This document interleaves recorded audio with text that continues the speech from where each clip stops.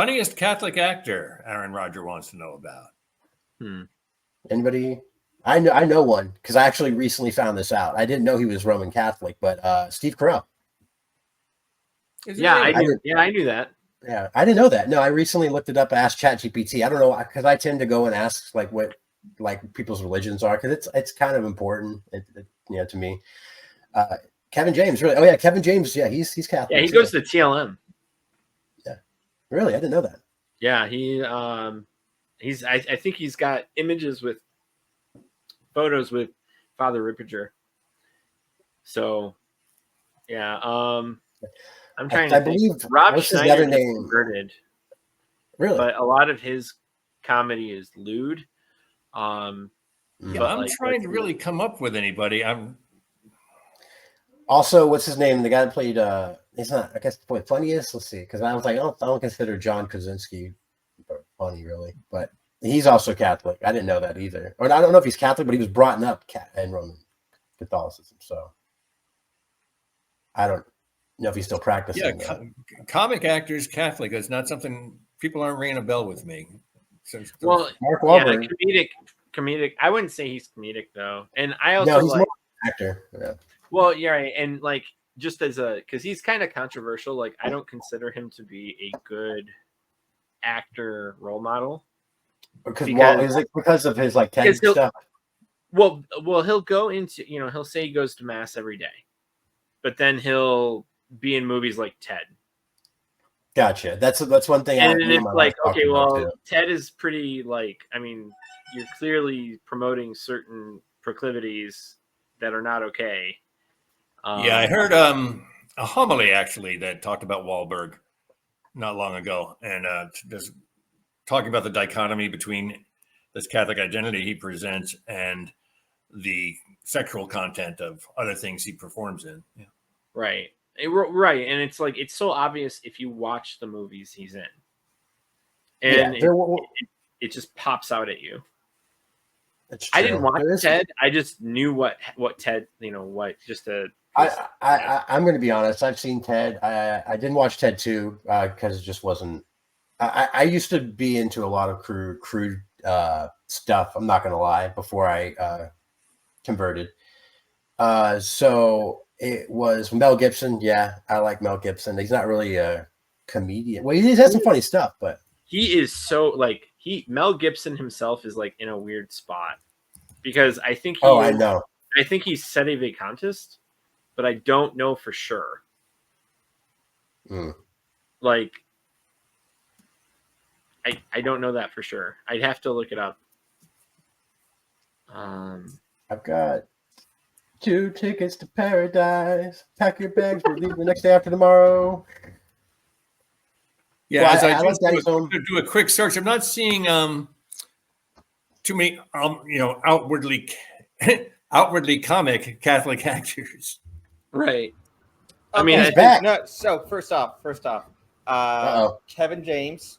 So no, he's back. He's just gonna do everything. He's like, I'm coming back with a vengeance. Let's go. Mel Gibson was in Daddy's Home 2. He was really funny in the Lethal Weapon movies and things like that. Right. Certainly. Yeah. Right. But yeah, there's not a lot of like so Mark Wahlberg. I see somebody said Mark Wahlberg, Kevin James. Okay. Funniest Catholic actor, I would say probably Kevin James. Yeah, I agree with Massachusetts Zoomer. Who is Massachusetts Zoomer? Should I know Massachusetts Zoomer? He's a regular on mine on my channel. He asks a lot of good questions. But yeah, he's I believe from Massachusetts. I think he goes. Is that better, Massachusetts Zoomer? He goes to the TLM, so it's very interesting. Like I love being able to do this, like just this whole thing, because he's from Massachusetts, goes to the TLM. You're in Arizona. No way, that's true. You're in Arizona, going to the TLM.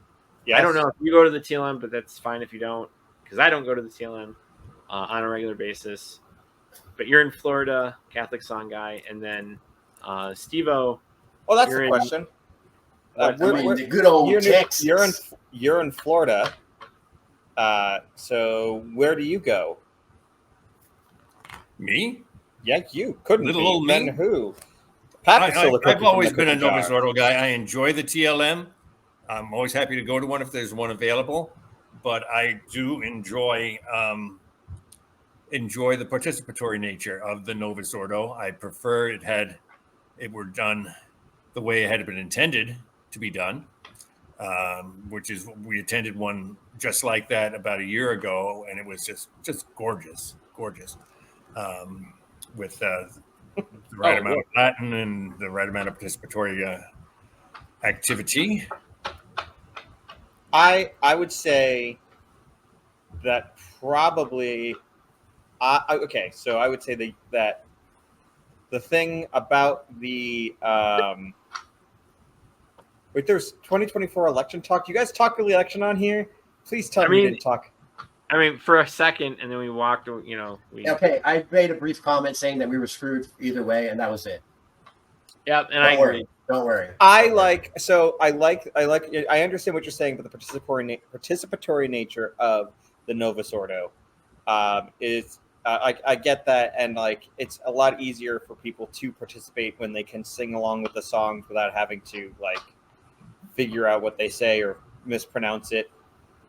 But yeah, I went to Novus Ordo for a long time, and I went to TLM because I'm better than you. But that's that's not just because you go to the TLM. No. There's a lot of reasons why I'm better than you. Younger, stronger, bushier beard. Oh my gosh. No, I'm joking. All these things true. I don't know. Whereabouts in Florida are you, by the way? You don't have to go anything specific, but I for work sometimes I give go to your IP address. Well, we can talk about that offline. Okay. Anyway, you're in Florida. You go. Okay, so yeah, that's an interesting question. No, I am not, and I wish we had far fewer of them, Massachusetts Zoomer. I'm the father of a seminarian, so I have a I'm very selective about where I think the laity should be on the altar, and extraordinary ministers of the Eucharist just are far too numerous on Novus Ordo altars. Yeah, I think there's. I did at one time bring communion to the homebound. That's a different story. Yeah, that's different. I think that there's a lot of like the idea of participation within the Novus Ordo goes like beyond what one might expect, and that they try to make as many people participate as possible in different ways that I wouldn't necessarily. Yeah, and by participatory, I do not mean everybody having an on-stage role, so to speak. That's the kind of thing that's the weird thing. I mean that the congregation responds, the congregation responds together, that sort of thing. Now, that said, I think every place should be offering the TLM worldwide, because it's odd going to a Novus Ordo in a language you don't understand. So if there were one mass everywhere that everyone could be assured they know what's going on, that's why one of the reasons why the TLM is so, I think, vital. Well, so before we get to that question, like the one thing that really bothers me is exactly what you're saying in what I had said earlier, where it's like down the road, it's like a completely different mass from the one because like you'll even in some cases screw up on the postures or the type of singing, or there's just never ever silence for you to reflect on what's actually happening. It's well, that's because people don't rein in their music members. There's one place we go where this lady never leaves off the piano keys for ever. It just pastors need to rein in their music ministers. Also, right, exactly. The way I've seen it, the Novus Ordo is like a continuous high mass. They don't do low masses, right? And like that's a good like the TLM had the low mass and the high mass. So like the low mass is quieter, and like you don't hear a whole lot, and everyone is just basically silent. But the high mass that's daily mass in the Novus Ordo world, kind of like in the high mass, you don't participate at all. Like you do the standing, sitting, kneeling, but like the responses, you're not supposed to say anything. You're not supposed to say the responses. On the daily mass, from the ones that I've been to, that aren't, the Novus Ordo, when it comes to the prayers of the faithful part, like it's like a popcorn where people just stand up and say their prayers that they want to have heard. I don't think that's kosher. I know there are places that do that. Yeah. I know I don't know what's kosher and what's not kosher in the Catholic Church when it comes to the mass, because right. Well, see, like that's the weirdest thing to me is when I can never say it.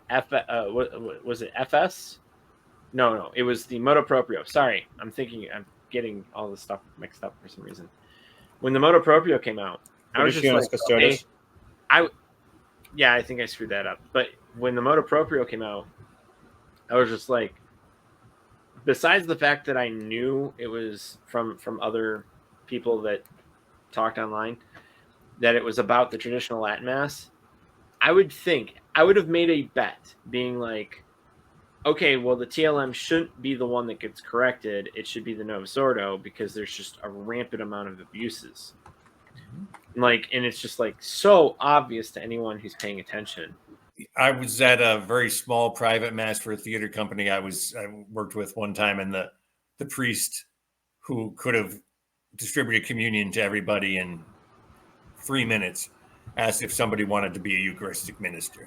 Then that was just right. That's silly. It is, and it was like I used to go to a parish in the Diocese of Lansing. There's 20 people at the mass. There were 4 extraordinary ministers. Mm-hmm. 4 of the 20 were up there, and so we all had to wait for them to receive, because they go into this little space on the side of the altar, and it's just like by that time everybody, like half the people would have been done. It was just the most ridiculous thing. Like, what are you doing? Like,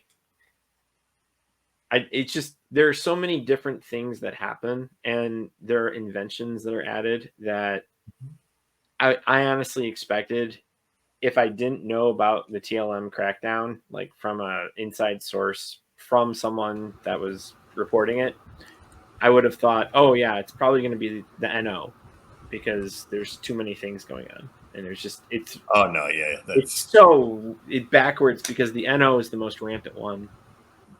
And it gets worse before it gets better, but it'll be okay. And even if we're saying, I see the quote up there, the Novus Ordo is a valid mass. This is where I'm going to have like the SSPX people yell at me and the SEDEs yell at me, because they're going to be like, but someone's going to yell at you regardless of what you say. But if the SEDEs yell at you when you're in your chair, are you really there?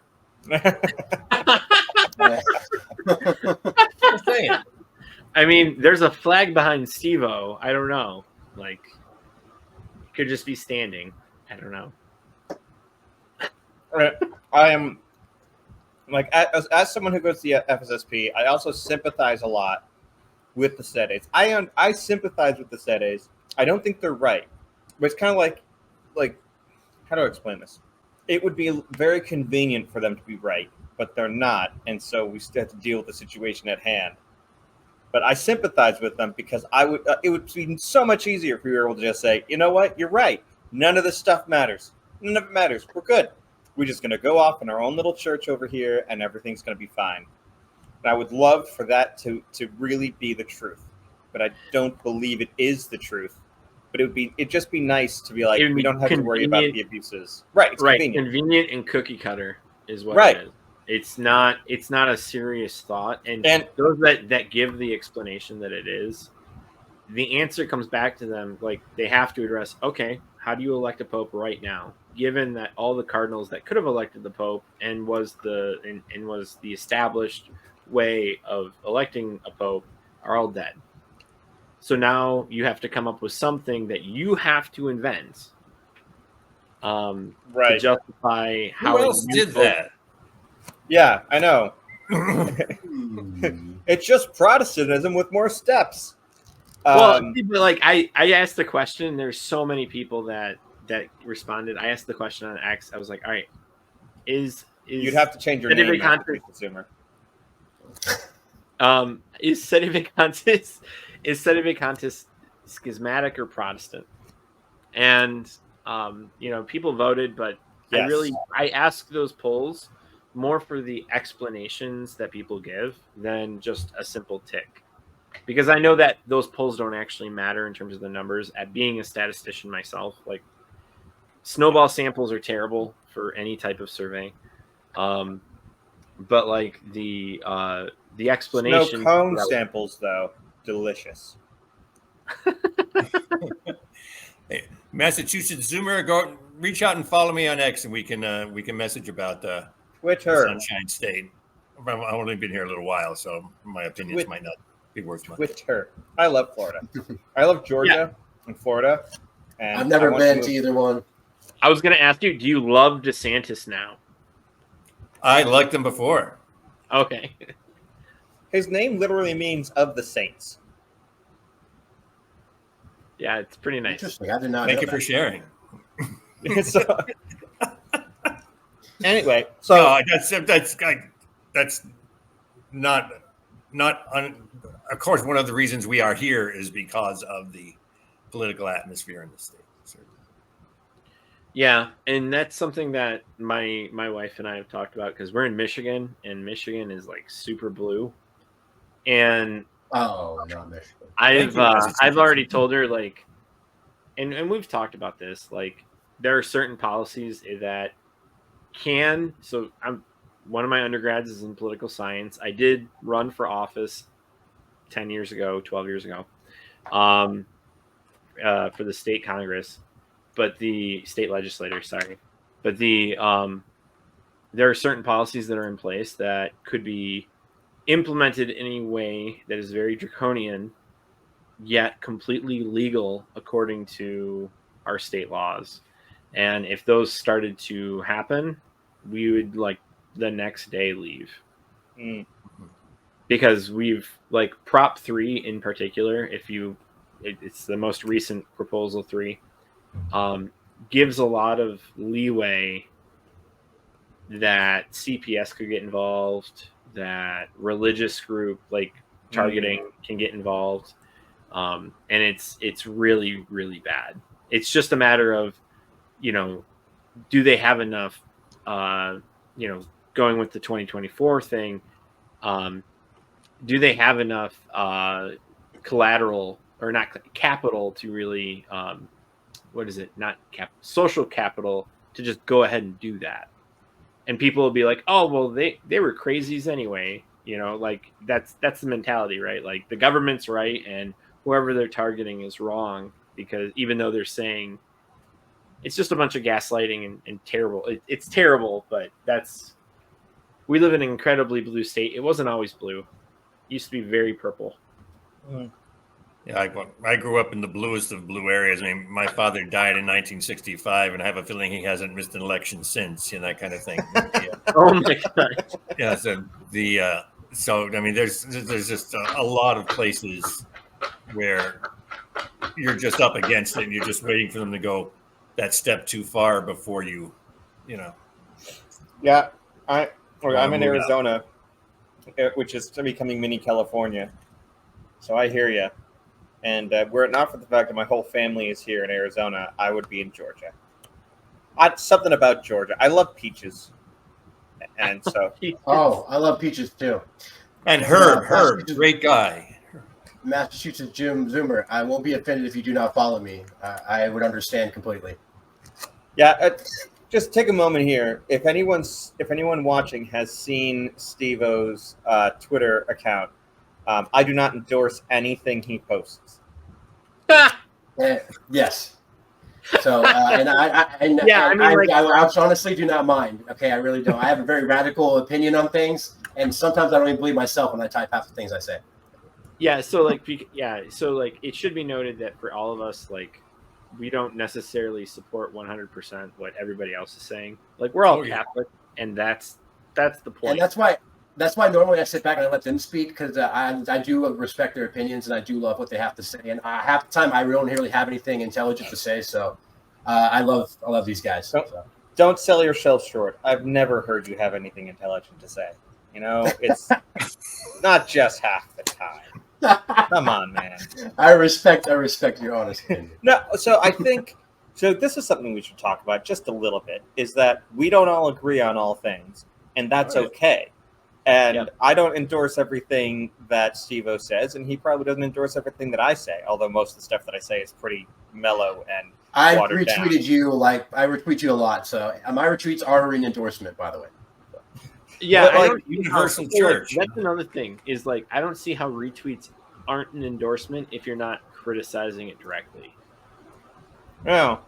But like I've just never, when people are like retweets aren't endorsement, I'm like, no, like I don't know how they're not if you're not criticizing it directly. Like that doesn't. Of course if you like repost them and you're saying something to it that's disagreeing. If you're reposting it and passing on something you want people to have, that sounds like an endorsement. Yeah. I mean, yeah, definitely. Like people say, likes and retweets aren't endorsement. Like, why would you like it if you're not endorsing it? Exactly. But I would say, so I consider you three guys on this call to be friends, in some respect.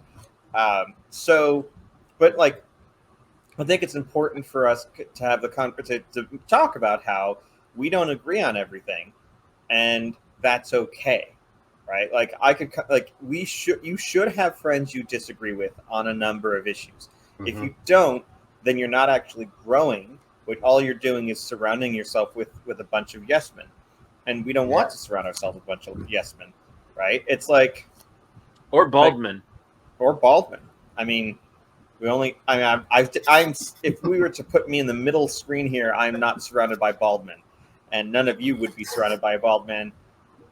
Anyway, no, I think that it's important for us to have those differences and to talk about those differences in a civil manner. To be able to have these conversations, like the very much loaded question that Massachusetts Zoomer wants us to answer. Which one is that? Which Steve was going to put it up on the screen. Oh yes. Sorry, I apologize. That's. Please answer. So my answer to that is yeah. I mean, do you have any idea? My voting power is doubled, and when my daughters turn 18, that's even more. Oh no, he's clipping me. Don't do it. My wife's gonna clip me. He's clipping me, yeah. She knows. All right. Look, there definitely are some interesting things that you look at. Like, we haven't had a president with a beard since women got the right to vote, which is interesting. That is true. But bearded people have actually run in that amount of time. Right. And the whole thing is like ever since women got the right to vote, every single political candidate has been beardless.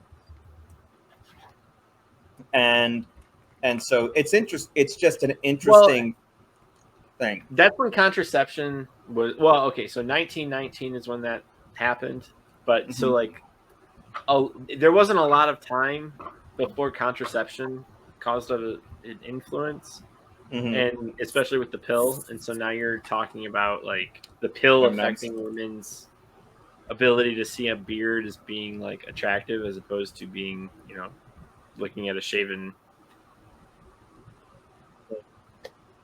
Go on. I'm just gonna say beta males. I'm just whatever. Yeah. Not saying anybody who doesn't have like a full beard. Obviously, I don't have a full beard. I actually prefer this length, but I'm going for the ZZ top. I'm trying to get down to the chest. Every girl crazy about a long bearded man. If only grow my men beard voted, as long as my wife allows we me. would be at least conservative leaning. Yeah, that would absolutely be the case. I mean, if I have a picture somewhere. If my wife didn't vote, I'd be in Catholic Community's shoes and saying that my vote would be diminished because I'm going to throw this out here. I have never voted. Whoa, that doesn't surprise me. So that's because it is a so in one of my classes we actually did this where we did a lot we did a cost benefit analysis of whether or not it was for the individual worth it for them to get up and actually vote. And in most cases, it's not. Yeah. I mean, that's pretty much my opinion on it too. Yeah. I have never voted for anyone who's ever won an election. So the only time when I voted when I was growing up in New Jersey and living in New Jersey, where I felt my vote actually counted, was when Ronald Reagan won, because he was my first presidential election, and then after that it was kind of my father kept winning those elections. Yeah, I have not, like, every time I vote, the person I vote for doesn't win. Most of the time, I voted a lot of third party for a while there, so that's, like. Yeah, I know people, when I shaved and I didn't have anything on my face. Yeah, so that was 2 weeks ago. It was, but the crazy thing, so like I'm actually, when a lot of my undergrad was arguing from a standpoint of independence, like really pushing like independent parties should be promoted. The problem is that there's so much institutional bias against them existing in the first place, let alone like going out and being promoted, that it's just not a reality that's practical. Look, man, this is the year, okay? This is the year of the third party, okay? It's gonna happen. I don't think so. It's gonna happen. because the problem is that I think everybody feels the stakes, even if they're fake. Right. Like even if they're fake, everyone feels the stakes of this, and most people aren't just gonna throw their put their vote into a third party because it's not gonna do anything. Like they recognize the stakes. Like, okay, well, do we, 4 years of Biden under this perspective? Yeah, that looks terrible. 4 years of the person you don't want to win. If you were to vote third party and they lost, I'm saying so I'm not saying specifically who the person you don't want to win, but like that's what you're saying. Like that's the risk, right? Because you're saying if I vote third party and that takes away the person that I wouldn't mind winning, but there's a person I really didn't want to win. That's why the stakes are always so high every single election cycle, because the person who you don't want to win is World War III genocide for everyone, and the person that you don't care about. But that's not true. Yeah. Like that's not a series. Those have only been like the last 3 presidential elections. Prior to that, especially with Obama and Bush, it wasn't that apocalyptic. It was very much like, well, it's which one of the 2 evils do you want? Like that was the argument. It was more socially apocalyptic. The cultural aspects of those elections were a lot more. Right. I mean, they had the joke out front than polarized. Genocide. Like when you look at it now, it's like horrendously polarized, and so it is. But it's polarized for a reason, because the base of each platform themselves are polarized. Oh yeah, like they're just way on the margins. Like one literally promotes death, the other one sucks at doing things. Like there's a huge difference between the two. Like one's like more negligent than the other one, but the other one still like Trump still funded Planned Parenthood. Mm-hmm. Like that made no sense. And he never locked up Hillary like he said he was going to do. Yep. Yeah, but no one ever believed he was going to lock up Hillary. Like only a crazy dictator locks up their political opponents. Well, but she had actually done something wrong though, and she wasn't. Yeah, but it's like if that's the thing, is that if you do that, now we're cooking. Regardless of who your regardless of the crime that actually occurs, if you perceive that you're locking up a political opponent, it doesn't look good on your that's just going to be the rallying cry, right, of your opposition, because nobody believes that their person is flawed in any way, or if they are, that if they're flawed enough, that's going to cause problems. But so nobody's sitting there thinking, oh, you know what, my person's perfect, but they're not thinking my person's so evil that they should be thrown in prison. And it just causes a lot of problems. That's why a lot of politicians. Well, I understand that, but then there's the aspect of justice that needs to be. appeared to. And so now you have a conflict between perception, which could lead to more harm based off hypotheticals, and then justice, which you can solve. Right. And you're supposed to go with the justice. Right. And when you do, you have to be as measured as possible. And like in order to, because everyone's going to be going over with a fine-tooth comb. And so if you don't treat that with with a measured response where you're like systematically trying to make sure that you give that person the benefit of every doubt because of how dangerous it is to try to lock up a political opponent. Absolutely. I totally agree with you on that. I'm just saying it was overwhelming that she broke the law. Right. But yeah, it's like anytime if he tried to do anything at that time to actually do, like if he pushed for it, the FBI decided not to go for it, right? And whatever the reasoning behind, if he pushed for it and pushed more for it after he got into power, then it would just look like he was being petty. Well, but so yes and no, because the reason why the FBI didn't do it was probably because Obama said not to.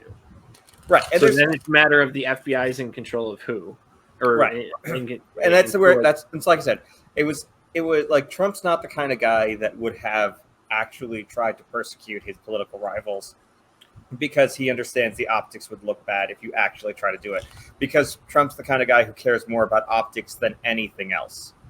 So if he was playing the long game, so like assuming that, because like I haven't decided.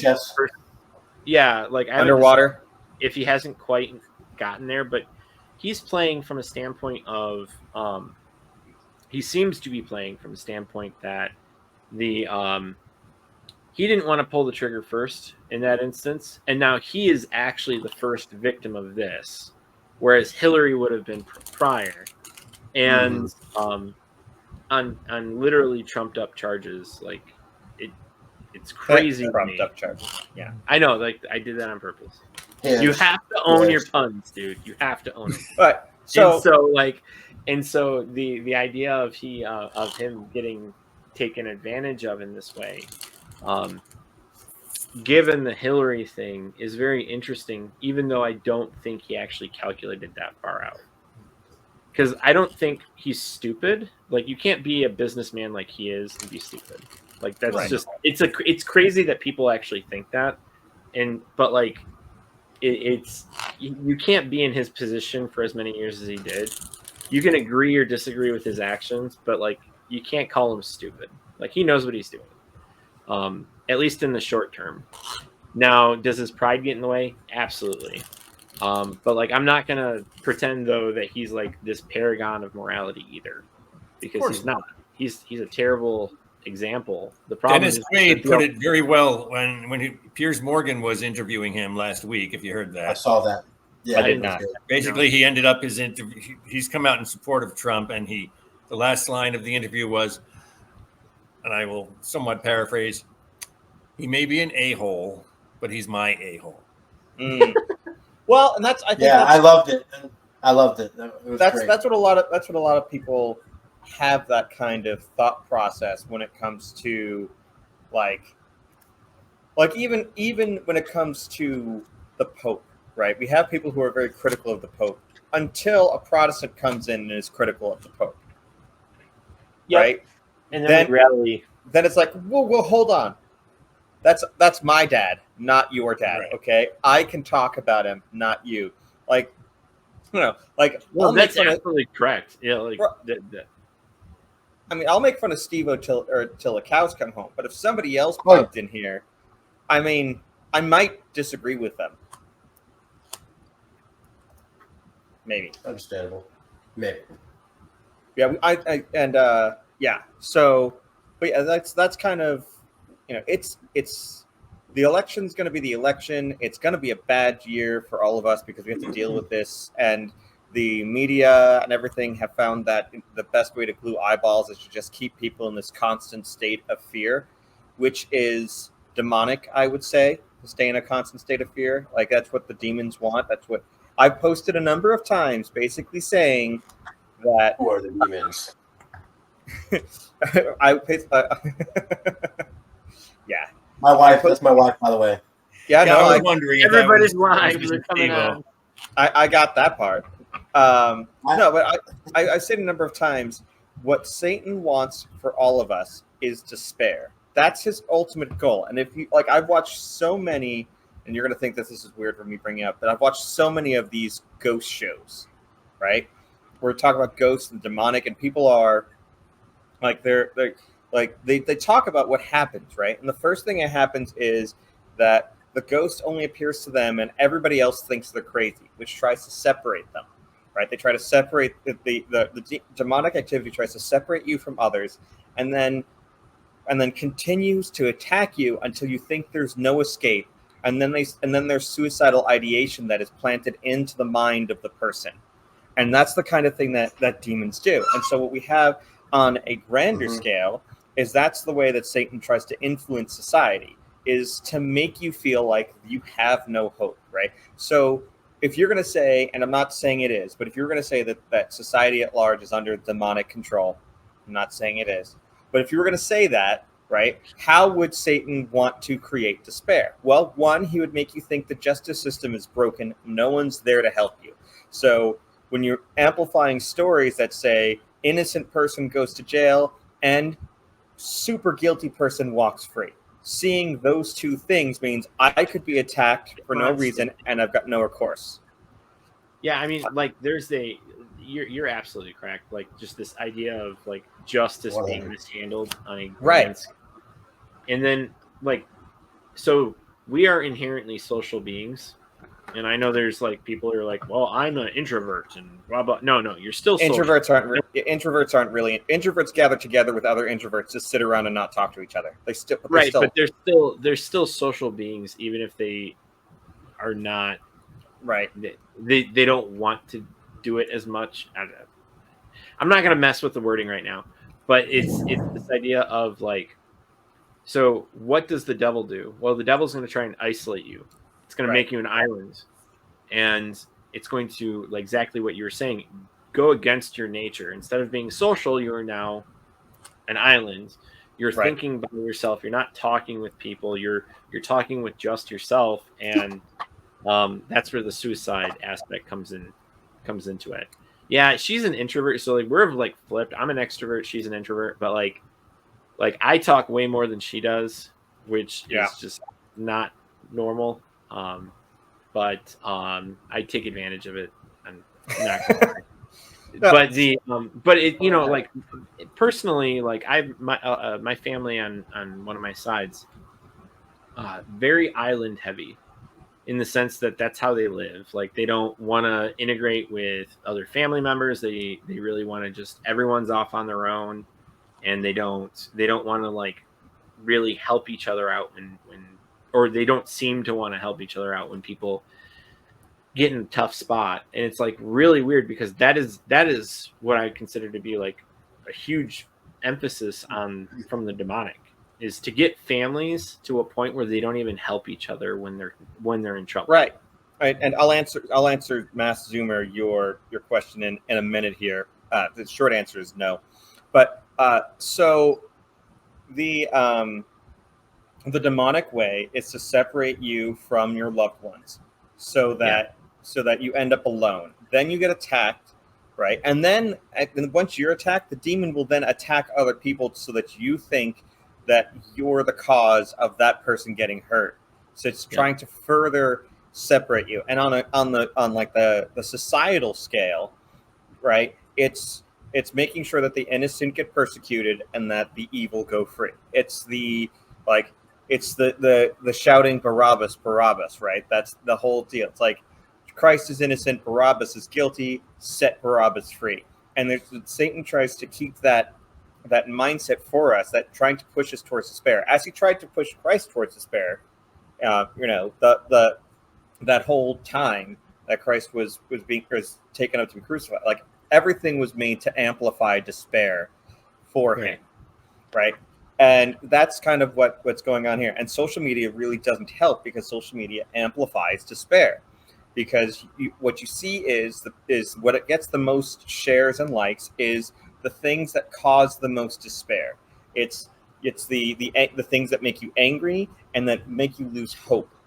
And that's where the problem comes in. And the problem is, like, and you see, like, I've seen a lot of exorcists that really kind of try to toe the line here. They're trying to help people understand the efficacy of, like, the old Latin prayers without disparaging the new English, or, you know, the vernacular prayers, because what they don't want to happen is more division. And so Rossetti is great in that regard. Right. So yeah, the idea though is that like Satan is always trying to separate us, right? So that's why Satan will like when talking to ultra traditionalists, right? Satan will try to convince them that the Novus Ordo, that people who go to Novus Ordo are evil for going there, right? And they need to go to confession for going to that mass, not you know, participating in some sort of like actual sinful behavior, but because they go to the mass that is the most often done mass throughout the entirety of the world. If you go to that mass, you are now guilty by association of doing that to the people who do abuses. And like, that's the thing. Satan constantly is trying to separate us from each other. And like, and that like so I'm gonna pick on Mass Zoomer here for a second because he's trying to stir the pot. But when you go on, I will just let me answer his question. Mass Zoomer, I'm a B16 guy. Cool. Okay, so B16 answers the question. Great. I just want to make sure that gets through because I don't want to steamroll over it. Okay. The point you brought up about those that are infected with like the rad trad aspect. So, and I mean rad trad in like the worst way of rad trad.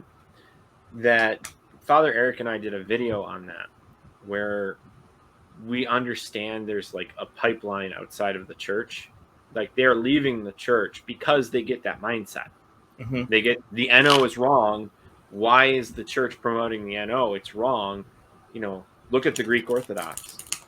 Look at the Sedevacantists. And it's like, look at all these other things. Like that's the pipeline outside of the church, based off exactly what you're talking about. And so, like, I'm bringing that up because you brought that up, and I just thought I'd pitch the video that I did with Father Eric where we're talking about that video because like what? Yeah, so I was saying watch. We're telling people to watch that video. We'll have to put it on a thing or something like that. Link up maybe. Yeah, I mean we'll figure it out if we can get that.